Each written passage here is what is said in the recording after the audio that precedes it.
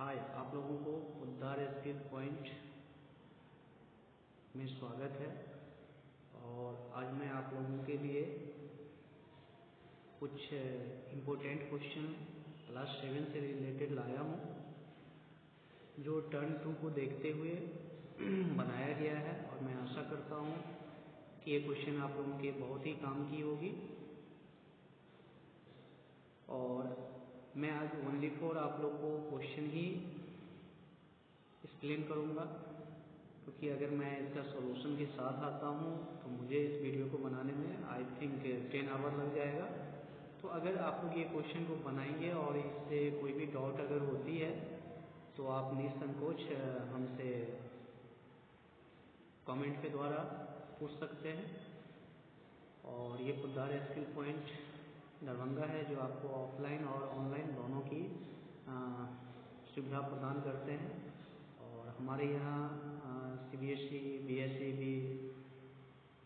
ICSE board, ये तीनों board की पढ़ाई होती है और हिंदी इंग्लिश दोनों मीडियम से। और हमारे यहाँ आपको math, science, English, SST, computer की भी पढ़ाई होती है। और अगर कोई बच्चे MBS या सैनिक स्कूल की तैयारी करना चाहते हैं तो उसके लिए भी ये इंस्टीट्यूट बहुत ही फायदेमंद है। तो चलिए मैं बिना देरी किए आप लोगों को के लिए कुछ पहले मैंने चैप्टर 7 लिया है। और ये चैप्टर 7 जो है आपका linear equation in one variable से कुछ क्वेश्चन मैंने लिया है। तो मैंने प्रयास किया है कि ऐसे क्वेश्चन को कॉम्बिनेशन किया जाए जो आपके एग्जामिनेशन से रिलेटेड हो और आपके टर्म 2 के एग्जाम में पूछा गया हो। तो इसको देखते हुए मैंने चैप्टर 7 से कुछ क्वेश्चन, जैसे कि पहला क्वेश्चन है डेसिमल टाइप का क्वेश्चन लिया हूँ, जहाँ आपको x का वैल्यू फाइंड करना है। क्वेश्चन 2 में भी आपका क्वेश्चन आसान ही है और ये RSQL के एग्जाम्पल से लिया गया है। तो यहाँ पर क्या है कि मैं NCERT और RSQL दोनों का कम्बिनेशन लिया हूँ। और यहाँ पे क्या होता है कि कभी कभी एग्जाम में कुछ वेरिएबल जो होते हैं M या X या P, ये सब कुछ चेंज करके भी उसी क्वेश्चन में पूछा जाता है। तो इसलिए मैंने यहाँ पर एक चेंजिंग किया है। जैसे कि यहाँ आप देख रहे हैं कि M है, तो आपके बुक में वो Y में मिल सकता है, X में मिल सकता है, या आपके एग्जामिनेशन में वो P में भी मिल सकता है। तो इस टाइप का चेंजिंग करके, और ये वेरिएबल चेंजिंग होने से उसमें कोई चेंजिंग नहीं होता है, जैसे बनता है वैसे ही हम लोग बनाएंगे। क्वेश्चन थर्ड जो है वो 2m + 5/3 = 3m - 10/8 लिया हूँ और इस चीज़ को आपको सोल्व करना है। क्वेश्चन 4 में 2/3x = 3/8x + 7/12 है, यहाँ x का वैल्यू फाइंड करना है। क्वेश्चन 5 में 2x - 3/1 = 3/10, 5x - 12 मैंने लिया हूँ, यहाँ पर भी आपको x का वैल्यू फाइंड करना है। क्वेश्चन 6 में 2x - 1/3 - 2x - 2/5 = 1/3 है, यहाँ भी आपको x का वैल्यू फाइंड करना है। और क्वेश्चन 7 में x + 2/x - 2 = 7/3 है, जिसमें आप लोगों को क्या करना है, क्रॉस मल्टीप्लाई कर देना है और x का वैल्यू फाइंड कर लेना है। ठीक है, तो इस टाइप का क्वेश्चन जो है आप 7A में बना लेंगे, या इस क्वेश्चन को भी बना लेते हैं तो आई थिंक आप लोग पूरे क्वेश्चन को बना सकते हैं। चलिए बिना देरी किए 7B में हम लोग आते हैं। तो 7B में जो है मैंने 7 क्वेश्चन का कम्बिनेशन लिया हूँ। तो फिलहाल यहाँ आप लोग 4 क्वेश्चन देख रहे हैं कि आपको 2 नंबर है जो 184 को डिवाइड करना है। तो 2 पार्ट में जब भी 184 को डिवाइड करेंगे तो फर्स्ट पार्ट को x मानेंगे और सेकंड पार्ट को 184 - x मानेंगे। और फिर हम इसे जो अकॉर्डिंग टू क्वेश्चन कह रहा है उसे पुट करके x का वैल्यु फाइंड करेंगे और दोनों पार्ट फाइंड कर लेंगे। क्वेश्चन थर्ड में क्या है कि टेबल है और कुर्सी है। तो यहाँ पे आप लोग टेबल का कॉस्ट जो है x मान लेंगे, चेयर का कॉस्ट x मान लेंगे और टेबल का कॉस्ट जो है x + 75 मान लेंगे। फिर अकॉर्डिंग टू क्वेश्चन जो है उसमें पुट करके आप लोग x का वैल्यू फाइंड कर लेंगे और जो भी x होगा वो x + 75 कर देंगे तो वो टेबल का कॉस्ट हो जाएगा। फिर क्वेश्चन 3 मैंने लिया हूँ कि फादर का एज जो है वो 30 ईयर्स है, सन के एज से ज़्यादा है। तो आप यह सन का एज x मान लीजिए और फादर का एज जो है वो x + 30 मान लीजिए। ठीक है, और मानने के बाद जो है x + 30 मानने के बाद जो है फिर 12 ईयर्स आफ्टर, तो 12 साल के बाद जो है फादर का एज x + 42 हो जाएगा और सन का एज जो है फिर जो अकॉर्डिंग टू क्वेश्चन है उससे पुट करके आप x का वैल्यू फाइंड कर लेंगे। ठीक है। क्वेश्चन 4 क्या है कि सोनल का एज जो है वो 7x है और मनोज का एज जो है वो 5x मान लेंगे। फिर लिखा हुआ है कि 10 ईयर्स है, तो 10 साल के बाद दोनों का एज प्लस कर देंगे, दोनों में 10, और उसका रेशियो जो है बिकम 9/7 हो जाता है। तो यहाँ भी x का वैल्यू फाइंड कर लेंगे और जो भी x का वैल्यू फाइंड होगा उसको 7 और 5 से मल्टीप्लाई कर देंगे, तो सोनल और मनोज का एज फाइंड हो जाएगा। ठीक है, तो इसको आप स्क्रीनशॉट ले सकते हैं। चलिए,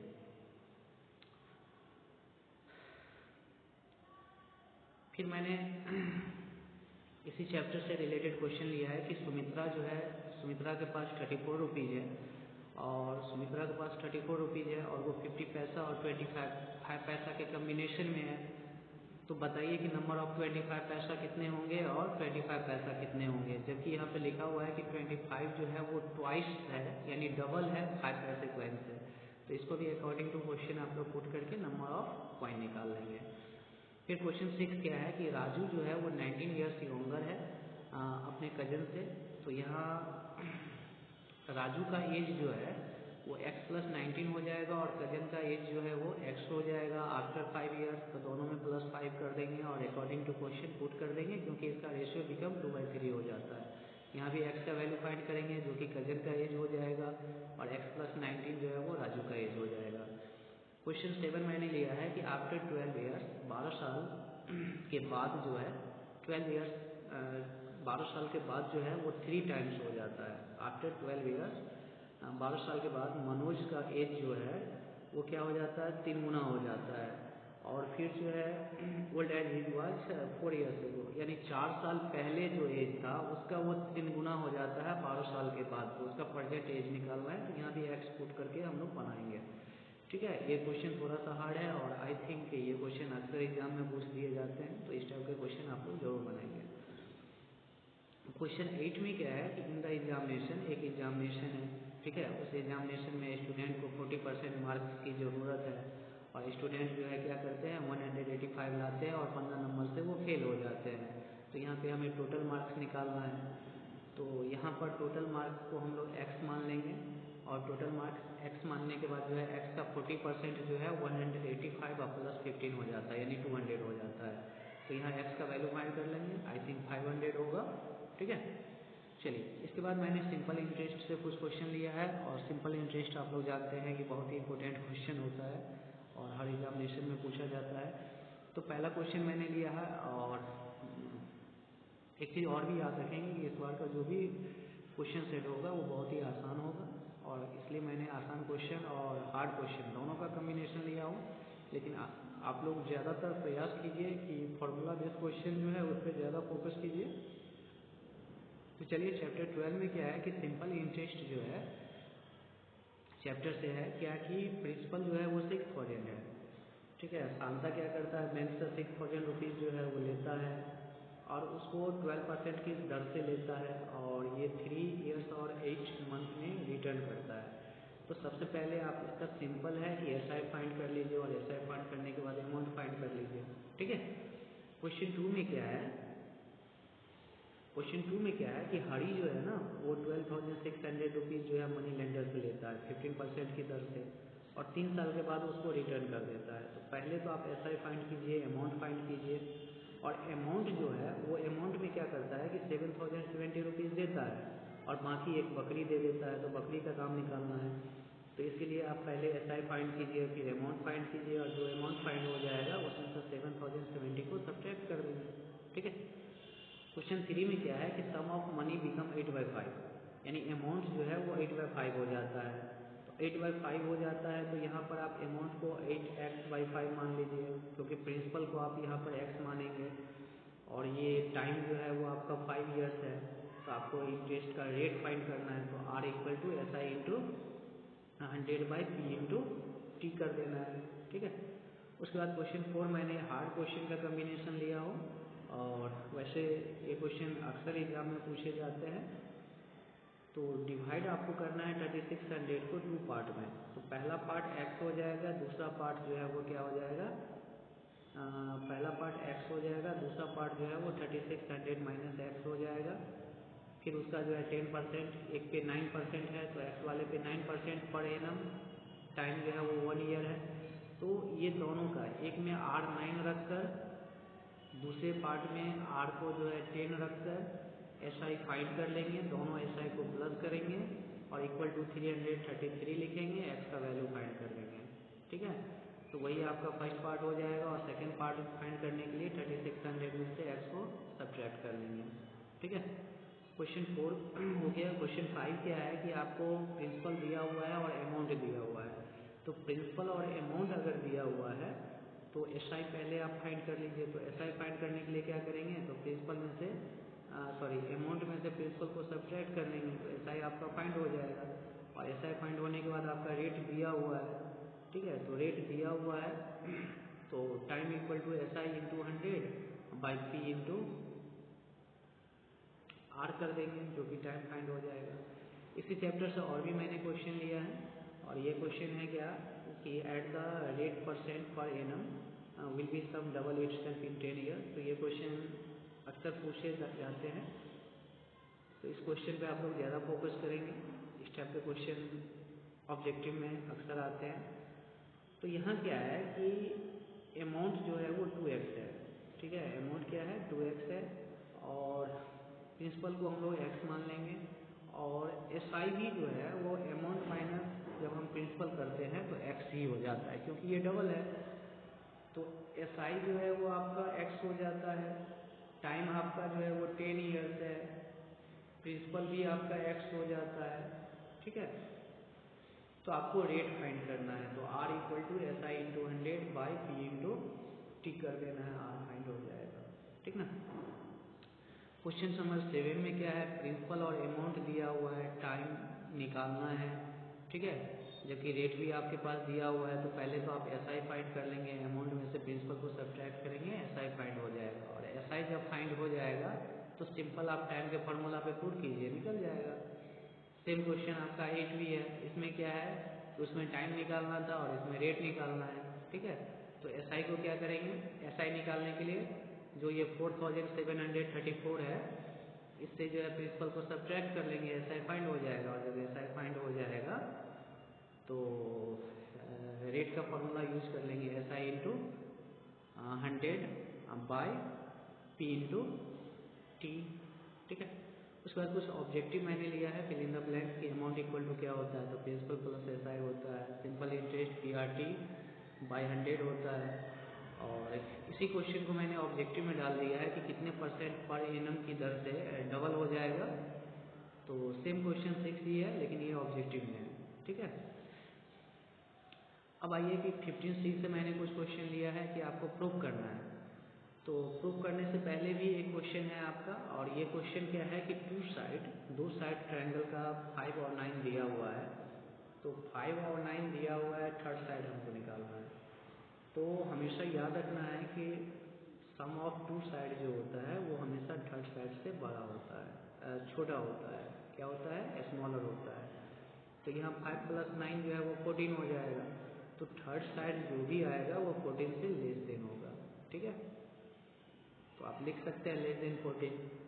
क्वेश्चन 2 में क्या है कि आपको एक ट्रायंगल दिया हुआ है, इसमें आपको प्रूव करना है कि AB + BC + CA जो है वो ग्रेटर देन है 2AB का। ठीक है, तो इस टाइप के क्वेश्चन के लिए आप 2 पार्ट में पहले ट्रायंगल को बांट लेंगे। पहला ट्रायंगल ABP बन जाएगा, दूसरा APC बन जाएगा। उसके बाद लिखेंगे AB जो है वो AB + BP जो है वो ग्रेटर देन है AP का, और इसमें भी जो है वो BC और AC जोड़ने पर जो है वो ग्रेटर देन हो जाएगा किससे, AP से। और फिर दोनों इक्वेशन को ऐड कर लेंगे तो आपका AB + BC + CA greater than AP हो जाएगा। ठीक है, इसी चैप्टर से 2 और मैंने क्वेश्चन लिया हूँ, तो इस टाइप के क्वेश्चन भी आप लोग देखेंगे क्योंकि ये सब हार्ड क्वेश्चन है और अक्सर पूछे भी जाते हैं। तो ये दोनों भी क्वेश्चन देख लेंगे। इसमें 3 ट्रायंगल आपका बन रहा है और 3 ट्रायंगल बनने के बाद 3 इक्वेशन बनेगा और फिर इक्वेशन को ऐड कर लेंगे। ठीक ना। क्वेश्चन 4 भी उसी टाइप का क्वेश्चन है, तो इससे रिलेटेड वीडियो मैं डालूंगा। अगर आप लोग को प्रॉब्लम होता है तो मुझसे पूछेंगे, कमेंट करेंगे मुझे। तो ये 15C था। चलिए 15D में भी मैंने कुछ क्वेश्चन लिया हूँ। फिलहाल क्वेश्चन तो बहुत सारा लिया हूँ लेकिन यहाँ पर आपको 4 क्वेश्चन दिख रहा है। 3 क्वेश्चन शायद डिलीट हो गया है। तो यहाँ 4 क्वेश्चन में पहला क्वेश्चन क्या है कि हाइपोटेनियस आपका दिया हुआ है, बेस 1 साइड दिया हुआ है, 3rd साइड निकालना है। तो इससे पहले आप लोग ये चीज़ जान लीजिए कि राइट एंगल ट्रायंगल जो होता है, क्या होता है, राइट एंगल जो ट्रायंगल होता है ये आपका इस टाइप का होता है, ठीक है, यानी ये हमेशा 90 डिग्री होता है और ये आपका हाइपोटेनियस होता है। इसको आप बेस या हाइट में से कुछ भी मान सकते हैं और मान के चलिए इसको बेस माने हैं तो इसको हाइट माने हैं। तो जब भी कभी हाइपोटेनियस निकालना होता है तो ये बेस का स्क्वायर प्लस हाइट का स्क्वायर अंडर रूट हो जाता है, ठीक है। और अगर आपको बेस निकालना है तो hypotenuse square minus height square हो जाएगा। और जब कभी भी हाइट निकालना हो तो हाइपोटेनियस स्क्वायर माइनस क्या हो जाएगा, बेस स्क्वायर हो जाएगा, ठीक है। तो ये चीज़ याद रखना है। सिर्फ हाइपोटेनियस निकालने के लिए क्या करेंगे, height square plus base square under root, और बाकी अगर हाइट या बेस निकालना होगा तो हाइपोटेनियस से माइनस करेंगे, ठीक है। चलिए,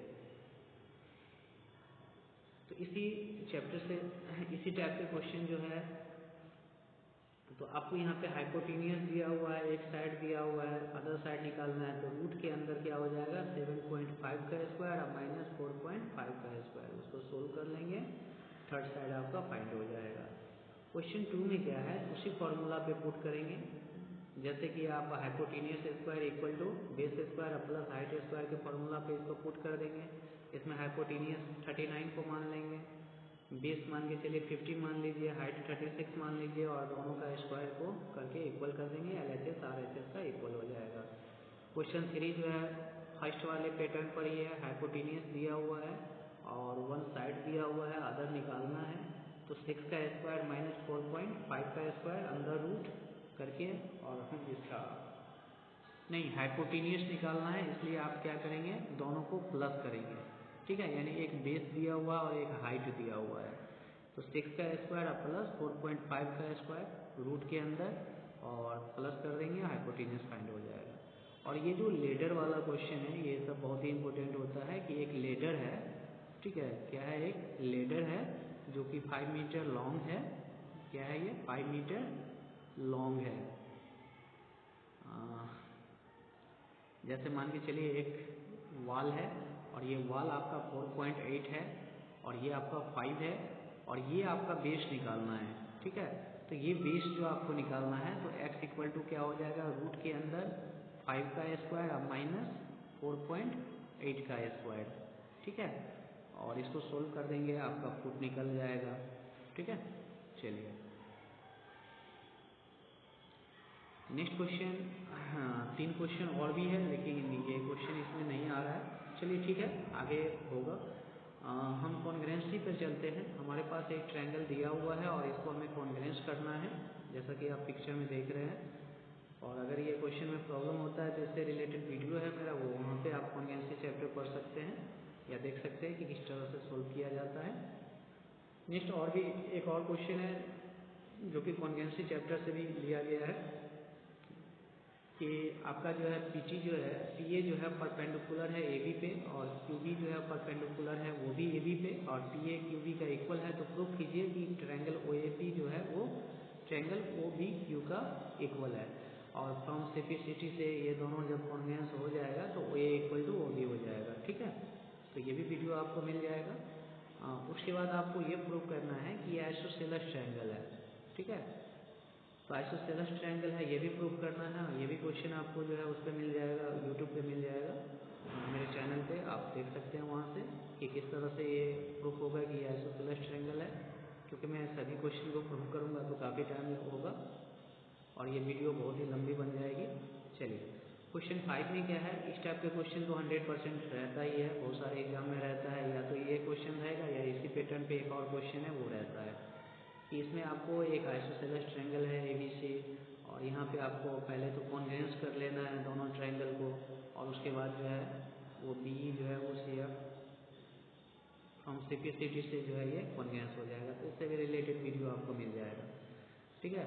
अब इसी चैप्टर से मैंने कुछ फिल इन द ब्लैंक्स लिया है और ये fill in the blanks congruent 2 line जो है कॉन्ग्रुएंट होगा तब होगा जब जब क्या होगा, लेंथ इक्वल होगा, एंगल का मेजरमेंट अगर सेम होगा तो भी वो कॉन्ग्रेंट होगा, स्क्वायर का लेंथ अगर सेम होगा, साइड का लेंथ, तब वो कॉन्ग्रेंट होगा, सर्कल का रेडियस इक्वल होगा तब वो कॉन्ग्रेंट होगा। तो इस टाइप का रेक्टेंगल का लेंथ और ब्रेथ इक्वल होगा तब ये कॉन्ग्रेंस होगा। तो ये कॉन्ग्रेंस चैप्टर में इसको मैंने एक्सप्लेन किया है, आप लोग देख लेंगे। चलिए अब क्या है कि कंस्ट्रक्शन। तो कंस्ट्रक्शन में क्या होता है कि क्वेश्चन तो बहुत सारे हैं, लेकिन मैंने ऐसे ही क्वेश्चन लिया है जो अक्सर एग्जाम में पूछे जाते हैं। आपको एक ट्रायंगल ABC बनाना है जिसमें BC जो है वो आपका 4.3 है, एंगल C 45 है, AC जो है 6 सेंटीमीटर है। तो सबसे पहले आप एक BC ड्रॉ कर लेंगे और BC ड्रॉ करने के बाद जो है एंगल C जो है वो 45 डिग्री अपने 45 डिग्री जो है वो क्या करना है, आपको अपने कंपास से बना लेना है और कंपास से बनाने के बाद जो है ट्रायंगल को कंस्ट्रक्ट कर लेना है। लेकिन ट्रायंगल को कंस्ट्रक्ट करने से पहले एक चीज़ और आप याद रखेंगे कि जब भी कंस्ट्रक्शन बनाते हैं तो रफ स्केच होना बहुत ही ज़रूरी है और साथ में जो है कंस्ट्रक्शन भी होगा और नीचे जो है आपको स्टेप बाय स्टेप भी लिखना है कि आपने कौन सा वर्क किया है या किस तरह से आपने इसको ड्रॉ किया है। ठीक है, चलिए क्वेश्चन 2 में क्या है कि AB और AC इक्वल है, इट मीन्स आइसोसेलेस ट्रायंगल है ये, और एंगल A जो है 120 है। तो पहले तो आप एंगल A जो है 120 बना लेंगे। AB और AC जो है वो कंपास से आप आर्क लेकर, रेडियस लेकर 5.2 जो है कट लगा लेंगे और फिर उसको ज्वाइन कर देंगे। ज्वाइन करने के बाद एंगल A को बाइसेक्ट करना है क्योंकि यहाँ परपेंडिकुलर AD बाइसेक्टिंग है BC को, तो वो भी आप बाइसेक्ट कर लेंगे। क्वेश्चन 3 जो है वो BC 6.2 है, एंगल B और C दिया हुआ है, तो आपको एक ट्रायंगल बनाना है। तो पहले BC ड्रॉ कर लेंगे और एंगल B पे 60 डिग्री और C पे 45 डिग्री बनाने के बाद उसको ज्वाइन कर देंगे।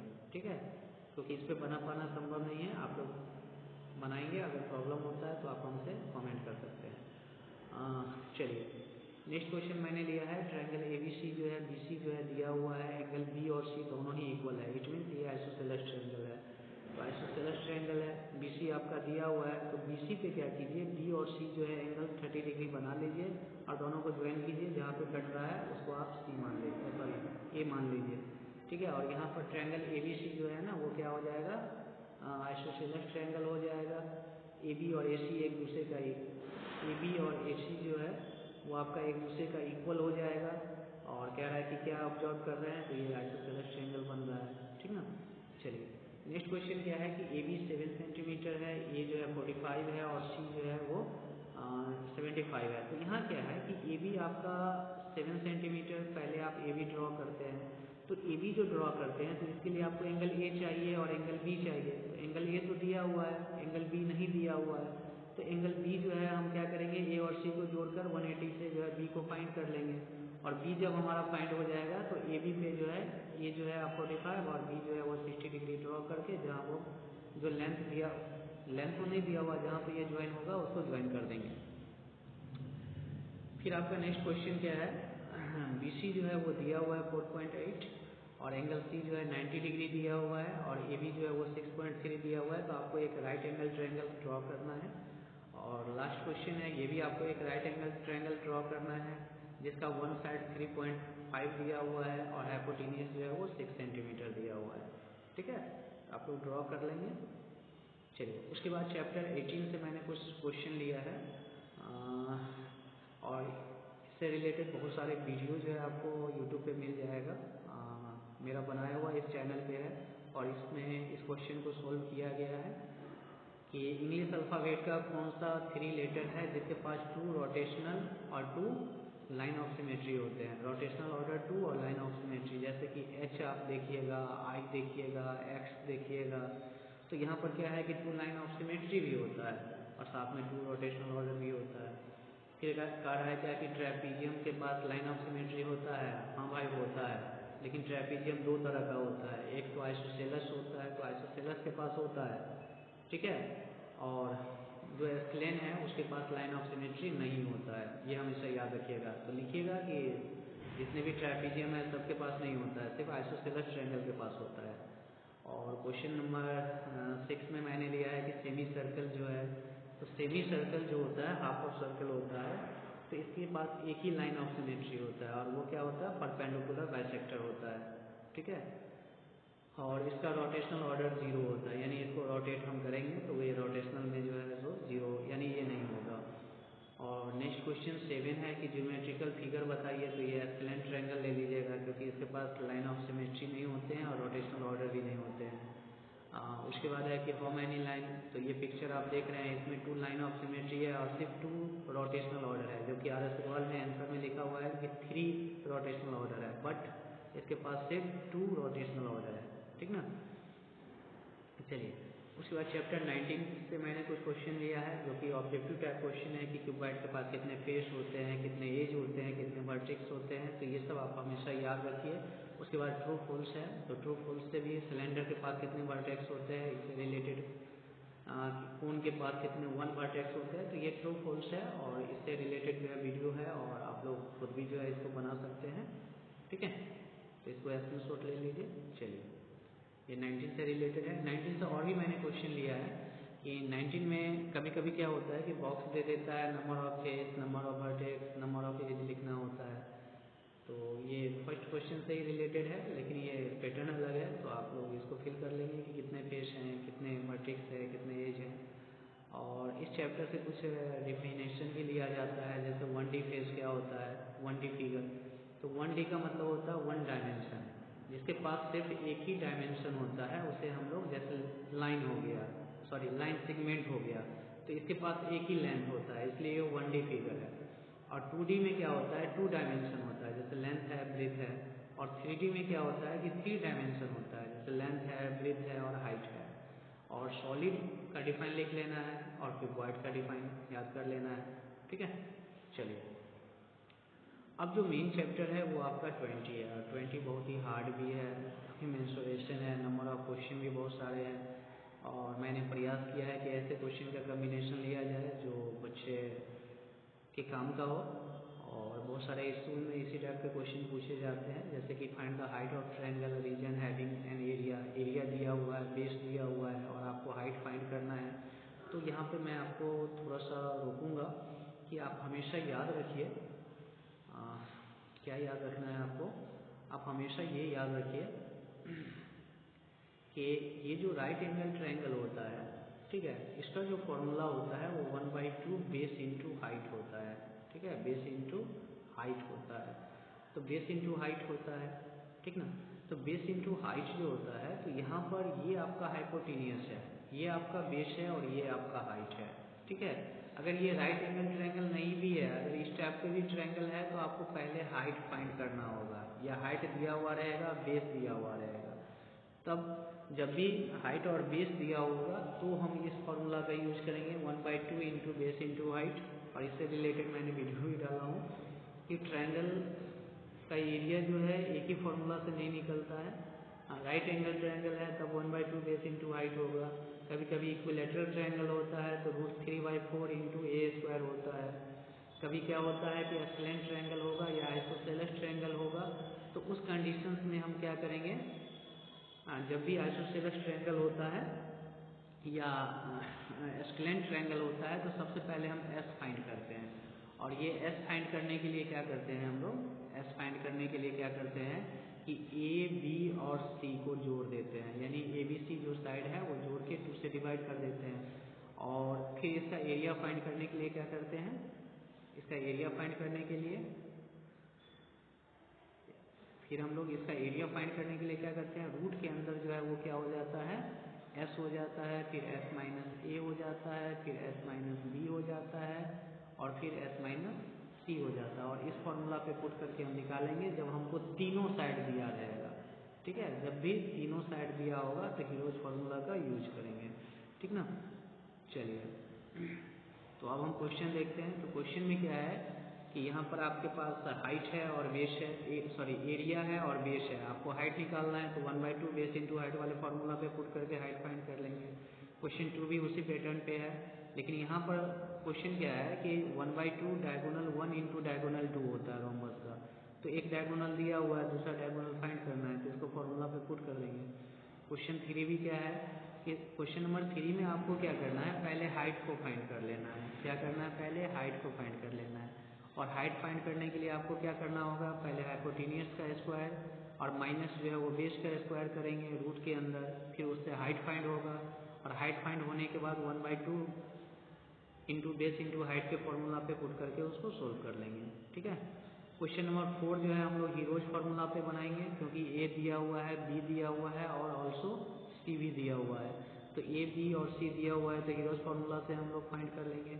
फिर क्वेश्चन 5 में क्या है कि रोम्बस है, 2 डायगोनल दिया हुआ है, तो रोम्बस का एरिया क्या होता है 1/2 d1 इंटू d2, यानी diagonal first into diagonal second. तो उस फॉर्मूला पे पुट कर देंगे और आसानी से उसको कैंसिल करके आंसर लिख देंगे। चलिए, उसके बाद मैंने क्वेश्चन लिया है मेंसुरेशन से ही कि स्क्वायर है जो कि 2 मीटर वाइड पाथ है चारों ओर, और ये पाथ का एरिया दिया हुआ है, तो एरिया ऑफ लॉन निकालना है। तो इसमें हम क्या करेंगे कि इसका 2 एरिया होगा। पहला एरिया तो ये एक्सटर्नल एरिया होगा, और एक्सटर्नल एरिया में हम क्या करेंगे x+2 का स्क्वायर निकाल लेंगे, और फिर इंटरनल जो है वो x स्क्वायर निकाल लेंगे। दोनों को सब्ट्रैक्ट करके इक्वल टू 136 है, तो x का वैल्यू फाइंड कर लेंगे। क्वेश्चन 7 में क्या है कि ट्रायंगुलर फील्ड है, तो यहाँ पर हम बेस को जो है 3x मान लेंगे, हाइट को x मान लेंगे, और टोटल कोस्ट जो होता है और पर स्क्वायर कोस्ट यहाँ पर हेक्टेयर कोस्ट दिया हुआ है, तो एरिया इक्वल टू जो है वो total cost bye per hectare coast हो जाएगा, और पर हेक्टेयर कोस्ट लिखकर इसको कैंसिल करेंगे, जो भी आएगा उतना एरिया जो है वो हेक्टेयर हो जाएगा। एरिया जो है वो हेक्टेयर में आ जाएगा। अब हेक्टेयर में आने के बाद जो है एरिया हमारा फाइंड हो गया। अब एरिया जो फाइंड हो जाएगा तो ये ट्रायंगल है, तो 1/2 बेस इंटू हाइट वाले फॉर्मूला पे पुट करके इक्वल टू एरिया जो आएगा, एरिया क्या आएगा total cost bye per hectare coast आएगा। तो इसको पुट करके x का वैल्यू फाइंड कर देंगे और फिर इसको लिख लेंगे। अब है क्या क्वेश्चन नंबर 8 में क्या है कि ट्रायंगल जो है वो रेशियो में है। तो ट्रायंगल रेशियो में है तो आप जानते हैं कि sum of perimeter equal to sum of all side होता है। तो 13x + 14x + 15x equal to perimeter जो है x का वैल्यू फाइंड होगा, फिर ये साइड निकाल लेंगे और फिर इसको हीरोज फार्मूला पे क्वेश्चन 8 को सोल्व कर लेंगे। क्वेश्चन 9 क्या है कि सर्कमफ्रेंस दिया हुआ है, रेडियस फाइंड करना है। तो जब भी रेडियस फाइंड करना होगा तो इसका फॉर्मूला होता है कि जब भी रेडियस फाइंड करना है तो सर्कमफ्रेंस को 7 से मल्टीप्लाई कर दीजिए, बाई 44 कर दीजिए, और इस फॉर्मूला पे पुट करके आसानी से बना सकते हैं। ठीक ना। चलिए, इसी चैप्टर से और भी मैंने क्वेश्चन लिया है कि अगर सर्कमफ्रेंस को एक्सीड कर दिया जाए डायमीटर से, तो मान के चलिए डायमीटर x है और सर्कमफ्रेंस जो है x+30 है। ठीक ना। तो x+30 है और सर्कमफ्रेंस का फॉर्मूला जो होता है, अगर डायमीटर दिया हुआ है तो वो पाई और d होता है। इस फॉर्मूला पे पुट करके हम x का वैल्यू फाइंड कर लेंगे। अब क्वेश्चन 11 में क्या है कि 2 रेडियस है जो कि रेशियो में दिया हुआ है। तो पहला रेडियस को 5x मान लेंगे, दूसरे रेडियस को 3x मान लेंगे, और फिर दोनों का सर्कमफ्रेंस 2πr पे फॉर्मूला पे लिखकर बाई करके और उसका रेशियो फाइंड कर लेंगे। ठीक है। उसके बाद क्या है कि एक साइकिल है, क्या है एक साइकिल है जो 500 रेवोल्यूशन जो है वो मूव करता है, तो 11 किलोमीटर जाता है। तो यहाँ पे आपको सबसे पहले सर्कमफ्रेंस जो फाइंड करना है, क्या करना है सर्कमफ्रेंस फाइंड करना है। तो सर्कमफ्रेंस फाइंड करने के लिए क्या करेंगे, total distance by number of total revolution कर देंगे। तो यहाँ पर 1100 किलोमीटर बाई जो है कितना हो जाएगा 5000। लेकिन एक चीज़ हमेशा याद रखेंगे कि 11 किलोमीटर जो है इसको आप लोग सेंटीमीटर में पहले कन्वर्ट कर लेंगे। आप लोग को पता है कि 1 किलोमीटर में कितना सेंटीमीटर हो जाएगा, 1 पे कितना 0, 50 हो जाएगा, यानी 11 पे 50 और बाई 5000 हो जाएगा। इसको कैंसिल करके आप सर्कमफ्रेंस निकाल लेंगे, और जब सर्कमफ्रेंस निकाल लेंगे तो डायमीटर निकालना बहुत ही आसान है। ठीक ना। उसके बाद क्या है कि एक हॉर्स को जो है ना वो 21 मीटर लॉन्ग करके जो है बांधा गया है। तो 21 मीटर लॉन्ग करके जो बांधा गया है तो वो किसी ग्राउंड में बांधा गया है, और वो जो घास चढ़ेगा घूमेगा, तो वो जो घूमेगा तो वो सर्कुलर घूमेगा। तो यहाँ पे डायमीटर कितना हो जाएगा 21 हो जाएगा, उसका एरिया फाइंड कर दीजिएगा। ठीक ना। नेक्स्ट क्वेश्चन मैंने लिया है कि एक रेक्टेंगल है, ठीक है ना, और वो रेक्टेंगल आपका 90 मीटर और 32 मीटर वाइड है और 90 मीटर लेंथ है, लॉन्ग है, और उसमें रेडियस जो है 14 मीटर का एक सर्कुलर टैंक रखा हुआ है। तो सबसे पहले एरिया ऑफ रेक्टेंगल निकाल लीजिएगा जो कि 90 × 32 हो जाएगा। फिर एरिया ऑफ सर्कल निकाल लीजिएगा, इसका रेडियस ऑलरेडी 14 दिया हुआ है।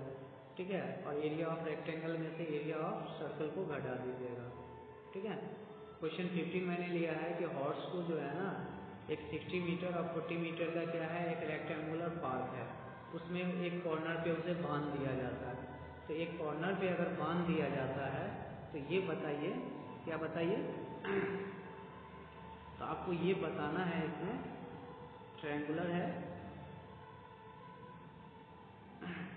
तो आप सबसे पहले रेक्टेंगल का जो है सो क्या करेंगे, ये क्वेश्चन में मैं आपको टोकूंगा। Give me 1 minute.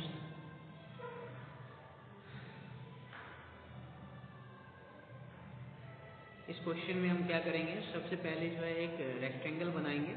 ठीक है, और हमको यहाँ से घोड़े को बांधा गया है। ठीक है, यहाँ पे क्या किया गया है, ये आपका पोल है और यहाँ से घोड़े को बांधा गया है, तो ये कितना घास खाएगा। तो सबसे पहले तो ये आप 60 है और ये 40 है, तो आप पहले तो एरिया निकाल लीजिए 60 × 40, और ये 60 × 40 जो है एरिया जो है क्या हो जाएगा, रेक्टेंगुलर फील्ड का हो जाएगा। फिर आप इसका एरिया निकाल लीजिए। तो इसका एरिया निकालने के लिए आप क्या कीजिएगा, या इसका एरिया अगर आप नहीं भी निकालिएगा तो इसमें सिर्फ पूछ रहा है कि घास कितना खाएगा। तो आप देख रहे हैं कि ये क्वाड्रेंट है, क्वाड्रेंट का मतलब होता है सर्कल का चौथाई भाग है। तो 1/4 × πr² कर देंगे, और r कितना है, यानी इस फॉर्मूला का यूज करेंगे हम। कौन सा फॉर्मूला का यूज करेंगे, 1/4 πr²। तो 1/4 हो गया, और पाई कितना होता है, पाई का वैल्यू 22/7 होता है, और इंटू जो है r आपका कितना है 14 है, तो 14 × 14 हो जाएगा, और इसको कैंसिल कर देंगे। यही एरिया है जो वो घास खाएंगे।